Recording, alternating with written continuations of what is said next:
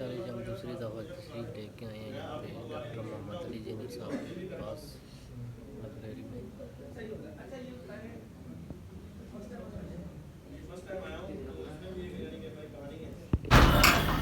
السلام علیکم لا حول ولا قوة الا باللہ حسبنا اللہ ونعم الوکیل یا حی یا قیوم برحمتک استغیث لا الہ الا انت سبحانک انی کنت من الظالمین ربنا آتنا من لدنک رحمہ وہیئ لنا من امرنا رشدا اللہم صلی علی محمد وعلی آل محمد واصحاب محمد وازواج محمد وامت محمد اجمعین الی یوم الدین آمین.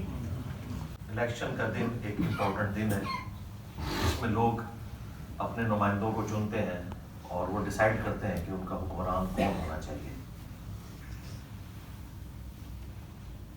8 فروری 2024 کو میں تو صبح سویرے پہنچ گیا تھا جہاں پہ ہمارا حلقہ بنتا تھا.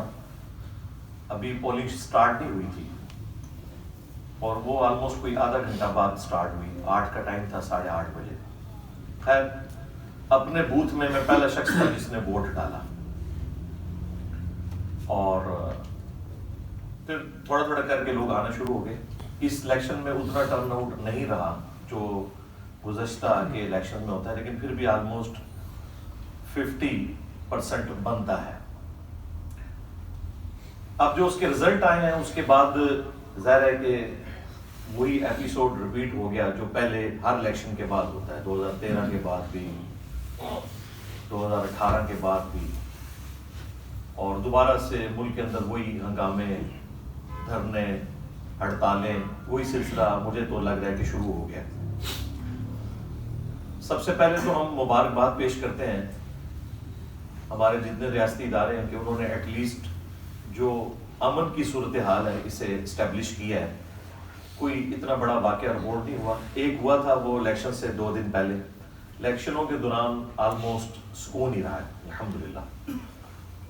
باقی جہاں تک اس بات کا تعلق ہے کہ election commission of Pakistan free and fair elections کرنے میں کامیاب ہوا ہے تو یہ بالکل بات غلط ہوگی اور یہ جھوٹ کے اوپر مبنی ہوگی اگر ہم اس طرح کا کوئی دعویٰ کریں. ہمیں یہ بات کہنے میں کوئی عار نہیں ہے کہ یہ پاکستان کی تاریخ کے جو چند متنازع ترین الیکشنز ہیں ان میں سے یہ ایک الیکشن ہے. اور ان صحافیوں کو میں سلام پیش کرتا ہوں جو جرأت کے ساتھ اپنے موقف کے اوپر ڈٹے ہوئے ہیں. جو 2018 میں ان کا موقف تھا کہ الیکشن چوری کیا گیا، ایک اور شخص کو دولہا بنایا گیا جسے انگلینڈ سے بلوایا گیا، اور مستقبل میں بھی نظر ہی آ رہا ہے کہ اسی کی جماعت کو حکومت ملے گی، آپ وہ پیپلز پارٹی کے ساتھ مل کے بنائے یا کسی بھی طریقے سے. اور اس میں top of list Geo T V کو ان کی دلیری کو سلام کہتا ہوں، اور پی ٹی آئی والوں سے تو میں ریکویسٹ کروں گا کہ معافی مانگے جیو ٹی وی سے. ان لوگوں نے اے آر وے کی خبریں سن کے اس زمانے میں جیو کے بارے میں پروپیگنڈا کیا ہے کہ یہ بکا ہوا ہے. جیو آج بھی وہیں کھڑا ہوا ہے جہاں 2018 میں تھا کہ الیکشن چوری نہیں ہونے چاہیے. حالانکہ ان کے اوپر کتنا پریشر ہے آپ ان کی نشریات دیکھیں، بلکہ اب تو پی ٹی آئی کے آفیسز میں بھی جیو کی نشریات چل رہی ہیں اور جیو ہو رہی ہے ہر طرف. اس کا مطلب ہے کہ ہمارا موقف اس وقت درست تھا کہ عامر میر صاحب ہوں، شاہ زیب خانزادہ ہوں، یہ لوگ اصولوں کے اوپر کھڑے ہوتے ہیں. غلطی لگ سکتی ہے، پیغمبر نہیں ہے وہ، لیکن اپنے اصول پہ کھڑے رہتے ہیں. اسی طریقے سے منصور علی خان صاحب بڑی دلیری کے ساتھ بات کر رہے ہیں جنہوں نے میرا انٹرویو بھی ریکارڈ کیا تھا اکیڈمی میں آ کے. اس کے علاوہ بھی اعزاز سید صاحب ہیں، عمران شفقت صاحب ہیں، بڑے اچھے طریقے سے وہ گفتگو کر رہے ہیں، مطیع اللہ جان صاحب. یعنی یہ لوگ اپنے، یہ جو تکلیف آج پی ٹی آئی کاٹ رہی ہے یہی تکلیف نون لیگ نے کاٹی تھی، لیکن الٹیمیٹلی وہ اسمبلیوں میں بیٹھ گئے تھے. میرا خیال یہ ہے کہ پی ٹی آئی کو بھی چاہیے کہ اسمبلیوں میں بیٹھ جائیں. حکومت میں اگر نہیں بھی وہ آتے تب بھی انہیں ایک اسٹرانگ اپوزیشن کا کردار ادا کرنا چاہیے تاکہ حکومت میں آئے ہوئے لوگوں کا قبلہ درست رہے. اپوزیشن برائے اپوزیشن نہیں ہونی چاہیے، تنقید برائے اصلاح ہونی چاہیے. باقی یہ بات تو بھول جائیں کہ حکومت انہوں نے دینی ہے، وہ تو ہم نے آپ کو پہلے دن ہی بتایا تھا 2022 میں جب یہ سارا رجیم چینج والا معاملہ ہو رہا تھا پی ڈی ایم کے ذریعے، کہ جب وہ کسی کو نکالتے ہیں نا پھر دوبارہ اسے اس دفعہ نہیں آنے دیتے، کیونکہ ایک نیچرل چیز ہے، وہ آئے گا تو پھر ظاہر ہے کہ ایک بدلہ اتارنے والا ایک معاملہ شروع ہو جاتا ہے، تو اس دفعہ تو ظاہر ہے وہ نہیں آنے دیں چاہے جو مرضی ہو جائے۔ جس طریقے سے 2018 میں ہوا اس کو انہوں نے سمجھ لیں 2018 پلس ہو گیا یہ 2024 کے اندر۔ اس میں ہمارا موقف تو یہ ہے کہ اس کو اب سولوشن کی طرف لانا پڑے گا، ادروائز مزید انسٹیبل ہوگا۔ مجھے جو اب نظر آ رہا ہے نا مزید وہ اسٹیبلٹی بڑھے گی۔ اس کی وجہ یہ ہے کہ پی ٹی آئی کا دعویٰ یہ ہے، اور کسی حد تک وہ درست بھی ہے، کہ یہ سب کچھ کرنے کے باوجود بھی ان کے پاس سیٹیں اس وقت باقی پارٹیوں سے زیادہ ہیں، لیکن آئین اور قانون کے تحت اگر باقی پارٹیاں آپس میں مل کے اپنی تعداد ان سے زیادہ کر لیتی ہیں، جو کہ یقیناً ہے، پھر ان کا رائٹ ہوگا کہ وہ بھی حکومت بنا سکتے ہیں۔ لیکن جس کی بھی حکومت بنے دوسرا اسے ایکسیپٹ کرتے ہوئے پارلیمنٹ میں آئے۔ خان صاحب نے اس وقت بھی پارلیمنٹ کے لوگ لیتے رہے کہ جی یہ ہو رہا ہے، یہ زیادتی نہیں ہونی چاہیے، اسٹیبلشمنٹ کو الگ ہو جانا چاہیے، حالانکہ اس وقت 2017 کے دھرنوں میں اسٹیبلشمنٹ ہی اس وقت کی پولیٹیکل گورنمنٹ کو کمزور کر رہی تھی۔ وقت کے ساتھ چیزیں سمجھ آ جاتی ہیں، میرا خیال ہے اس میں کسی کو ٹانٹ نہیں کرنا چاہیے، اپریشیٹ کرنا چاہیے۔ اور دیکھیں ہم نے جب وہ بیان دیا تھا نا کہ ہماری اسٹیبلشمنٹ اگر کعبے کی چھت کے اوپر بھی کھڑے ہو کر یہ کہے نا کہ ہم اے پولیٹیکل ہو چکے ہیں، عوام نے نہیں ماننا، تو وہ بات اسی طریقے سے درست نہیں۔ لیکن میں نے اس میں یہ بھی کہا تھا کہ خان صاحب جب تک جیل آپ نہیں جائیں گے آپ بڑے لیڈر نہیں بنیں گے۔ یہ آپ جو اوچھے ہتھ کنڈے استعمال کرتے ہیں، یہ جو آپ اوچھے ہتھ کنڈے استعمال کر رہے ہیں اپنی گرفتاری سے بچنے کے لیے، اس کو چھوڑیں، آپ جیل میں جائیں۔ دیکھیں جیل میں جانے نے ان کو پے کیا ہے، اس پہ تر رہا، یہ جو ایک دم اتنے سارے ڈیسیژن آئے اس سے بھی لوگوں کی ہمدردی ان کے لیے بڑھی، اور اوورآل ان کی جماعت کو فائدہ ہوا۔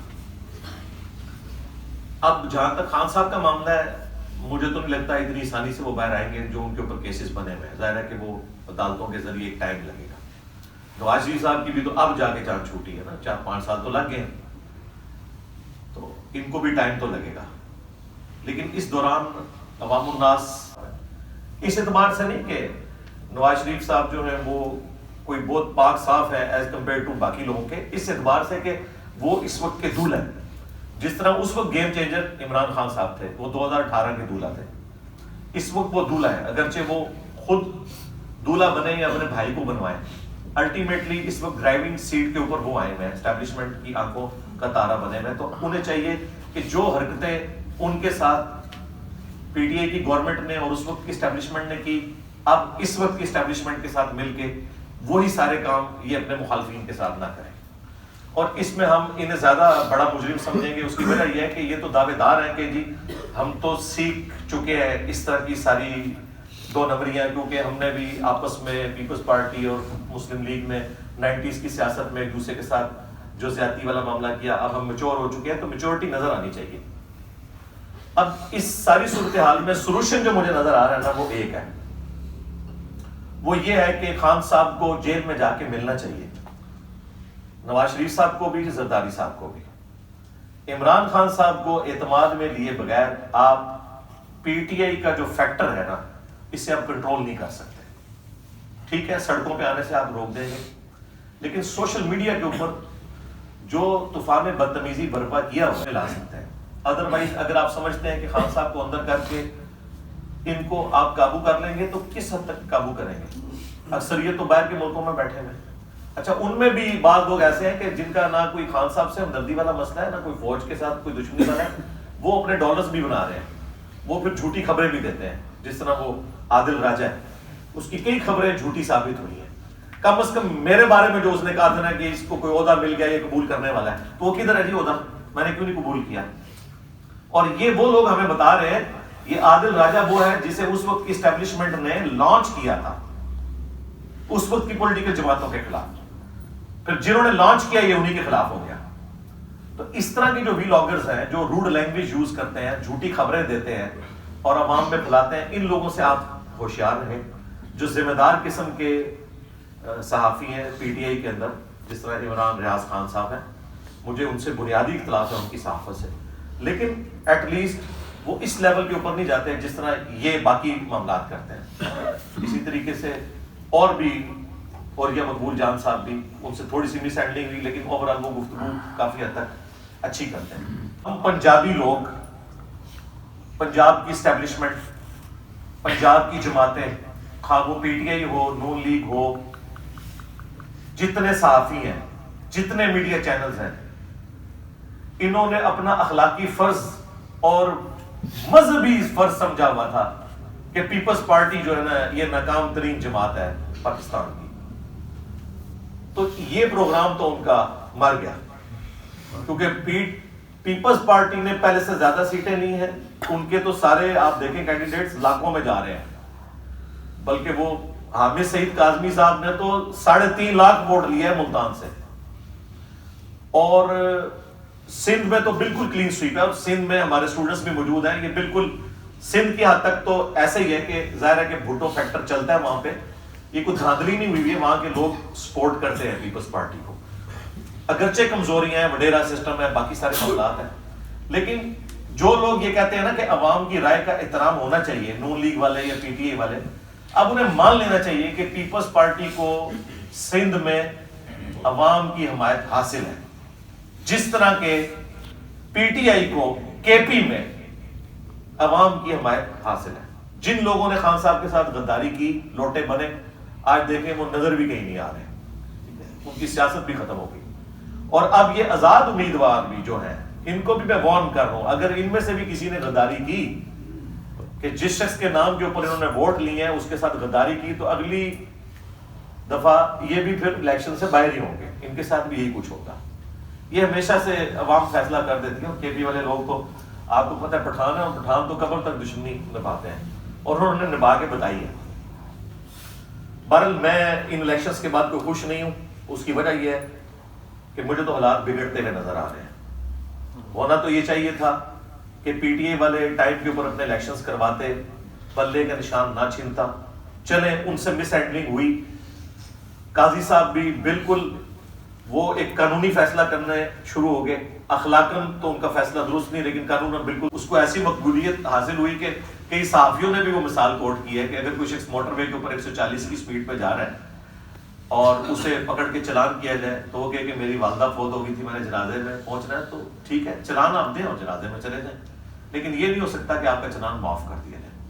یہ جو مس ہینڈلنگ ہوئی، کوئی موقع ایسا پروڈیوس کرنا چاہیے کہ یہ الیکشن اپنے کروائیں انٹرم پارٹی، اور اس کے بعد جن کی سیٹیں بنتی ہیں ان کو دی جائے. اور خان صاحب کے ماننے والوں کے لیے میں کہوں گا کہ آپ لوگ جو یہ کہہ رہے ہیں نا کہ ہم سب سے بڑی جماعت ہیں اور الیکشنز کو ایکسیپٹ کرتے ہیں، ٹھیک ہے اب بھی ہماری سیٹیں زیادہ ہیں، ان سیٹوں کے ساتھ بھی آپ کی نیشنل اسمبلی میں تو گورنمنٹ نہیں بننے گی. اس کی وجہ یہ ہے کہ خان صاحب کا تو پہلے دن سے یہ کہنا ہے کہ میں نے نہ پیپلز پارٹی کے ساتھ اتحاد کرنا ہے، نہ نون لیگ کے ساتھ کرنا ہے. جب اتحاد نہیں کرنا تو سمپل میجورٹی تو آپ کو ملنی نہیں ہے، اور اپنے اپنے صوبوں میں پرفارم کریں. 5 سالوں کے بعد رزلٹ سامنے آ جائے گا. بلکہ اب تو 18ویں ترمیم کے بعد تو صوبوں کے پاس بجٹ بھی زیادہ ہے، ان کے پاس اختیارات بھی زیادہ ہیں، وہ پرفارم کر کے دکھا سکتے ہیں. اگلے الیکشن میں فیصلہ ہو جائے گا. لیکن اگر آپ کہیں گے یہ چور ہے میں ان کے ساتھ نہیں بیٹھنا، تو جب بیٹھنا نہیں ہے تو آپ کی اپنی تو سیٹیں مشکل ہوں گی 100، وہ بھی ساری نکال کے پیچھے 80 کے قریب ہی بنتی ہیں، اگرچہ باقی جماعتوں سے زیادہ ہے. لیکن جب آپ باقیوں کو نہیں ساتھ ملائیں گے تو 135-40 سیٹیں جو آپ کو چاہیے اور پھر باقی ریزروز ملا کے آلموسٹ 170 کے قریب، وہ تو آپ کی نہیں بنی. لہٰذا گورنمنٹ تو پھر بھی نہیں بننی، کیونکہ آپ نے ان کے ساتھ بیٹھنا نہیں.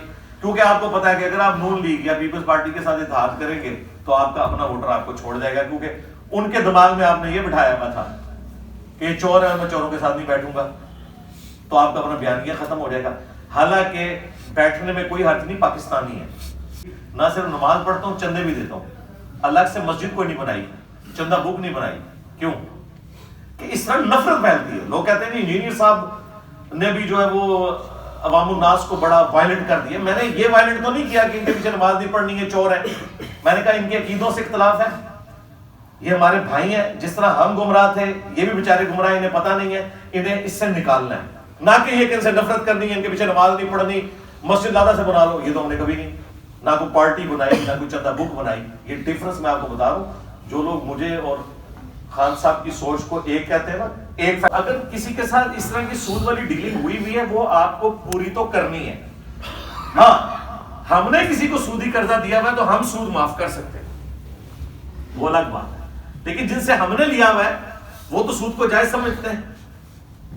ہمارے ناجائز ہونے سے ہم معاف تو اس طریقے سے نہیں کروا سکتے. ہاں ریکویسٹ کر کے دیکھ لیں, وہ آپ کی مرضی ہے, لیکن اس طرح تو نہیں ہوتا ماڈرن ورلڈ کے اندر.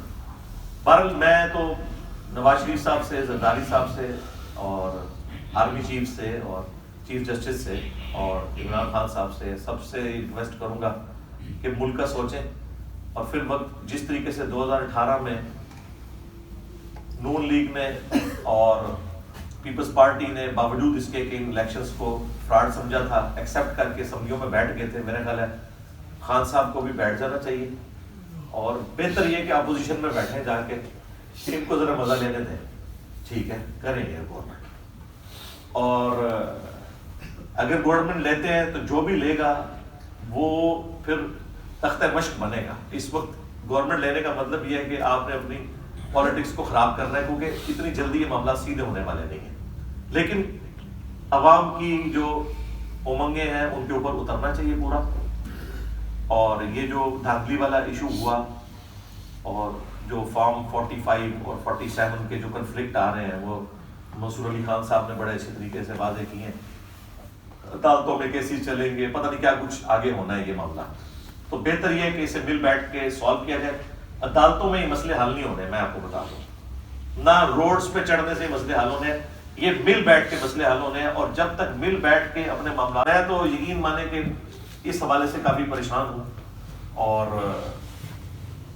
امید کی کرن صرف یہ ہے کہ آپس میں بیٹھیں. اگر یہ بیٹھیں گے نہیں, اسی طریقے سے ایک دوسرے کے خلاف پروپیگنڈا کرتے رہیں گے, ایک دوسرے کو نیچا دکھاتے رہیں گے, کہ قانون ہاتھ میں لیا جائے. تو باپا جانی نے جس طرح اپنے ماننے والوں کی تربیت کی ہے, ہم امید کرتے ہیں کہ ان کی وفات کے بعد ان کی لیگیسی آگے چلے گی. لیکن خان صاحب نے جو تربیت کی ہوئی ہے, اگر انہوں نے اپنی زندگی میں اس قبلے کو درست نہ کیا تو ان کی وفات کے بعد خدا نہ خواستہ مجھے تو مزید حالات بگڑتے ہوئے نظر آئیں گے. یہ میں اسٹیبلشمنٹ کو بھی بالکل کلیئر کٹ بتا رہا ہوں کہ جو کچھ آپ لوگوں نے کروانا ہے نا خان صاحب کی زندگی میں کروائیں. جس طریقے سے بھی خان صاحب کو قائل کرنا ہے وہی آگے پی ٹی آئی کے سپورٹرز کو قائل کر سکتے ہیں, ڈنڈے کے ذریعے, کیسز کے ذریعے, عدالتوں کے ذریعے, ڈرا دھمکا کے. آپ چند ایک لوگوں کے ساتھ تو کر لیں گے, لیکن جو لوگ باہر بیٹھے ہوئے ہیں, 1 کروڑ پاکستانی باہر بیٹھا ہوا ہے, ان میں سے بھی میجورٹی پی ٹی آئی کے سپورٹر ہیں.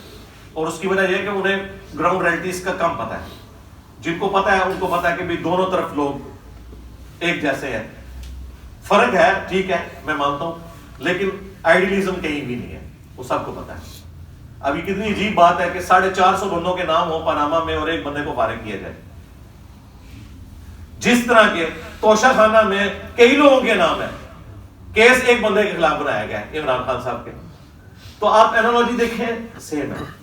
اور پیچھے اس کے وہی مسئلہ ہے جو ہمارا شروع, وہ والا معاملہ تو اب ختم ہو گیا. ہاں آپ اس سے آگے چلیں. وہ تو میں نے آپ کو شروع میں بتایا تھا کہ جب پاپولر لیڈر سامنے آتے ہیں پھر یہ معاملات ہوتے ہیں. اور یہ اچھی بات ہے اگر اس میں غلوف نہ ہو, کہ فوج کا کام نہیں کہ وہ سیاست میں لچ تلے. اور یہ ان کا ڈیڈ لائن کا جو حلف ہے نا, اس میں بھی لکھا ہوا ہے کہ میں سیاست میں کردار ادا نہیں کروں گا. لیکن جب جب موقع ملتا ہے ادا کرتے ہیں. اور پھر وہ کہتے ہیں کہ جی وہ ہم اس لیے کرتے ہیں کہ ہم ملک کو چوروں کے حوالے کر دیں. تو بھائی جن کے حوالے رہا آپ کے ادارے سے, وہ کون سے پاک صاف نکلے؟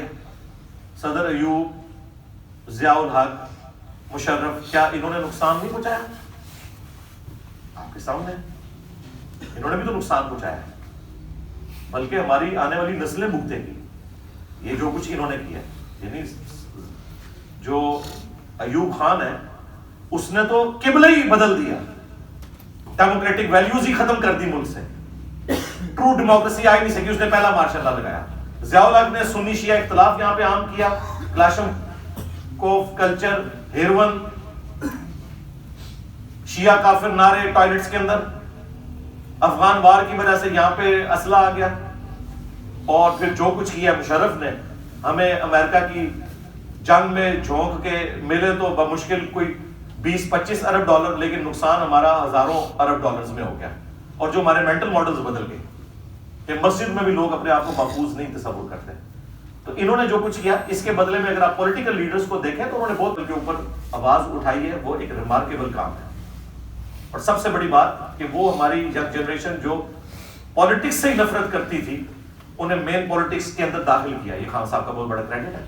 और खान साहब वो लीडर हैं कि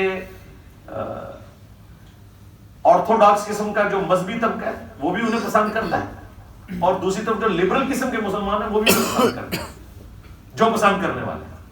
बाकी आपको हर जगह लेफ्ट के लोग नजर आएंगे या राइट के, यहाँ पे लेफ्ट और राइट मिक्स हुए हैं। तो इस एतबार से पॉलिटिकल लीडर्स को बैठा के कोई दरमियान का सोल्यूशन निकाला जाए।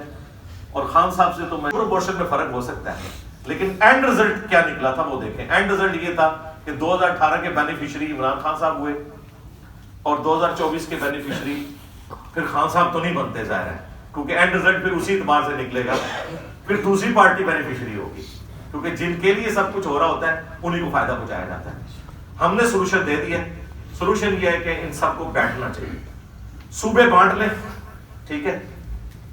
18वीं तरमीम के बाद बजट भी आ चुका है, पीपल्स पार्टी परफॉर्म करे सिंध के अंदर, केपी के अंदर तहरीक इंसाफ करे, जो अभी तक तो मेरे हिसाब से उतना नहीं कर सकी जो उसको करना चाहिए था, और पंजाब के अंदर नून लीग परफॉर्म करे, अगले इलेक्शनों की तैयारी करें 2029 की। लेकिन अगर आप ये कहेंगे कि हम धरनों के जरिए कुछ कर लेंगे तो भाई। हाँ जी, माशाल्लाह जी, डॉक्टर मोहम्मद अली जीनियर साहब ने अकैडमी दोबारा हाज़र होए सा ते हूँ जनाब बस लेन समोसे चाह भी लई है, समोसे भी खा रहे हैं।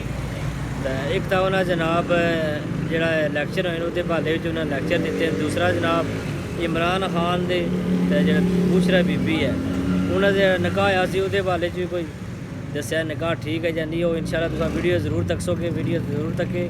मज़ा आपसी तुहानू लाइक शेयर कर दे, चैनल सबसक्राइब कर दो, जो नवा होंदा बेल आइकन दबा दो ताकि नवी आने वाली वीडियो तुहाडे तक पहुँच जाए।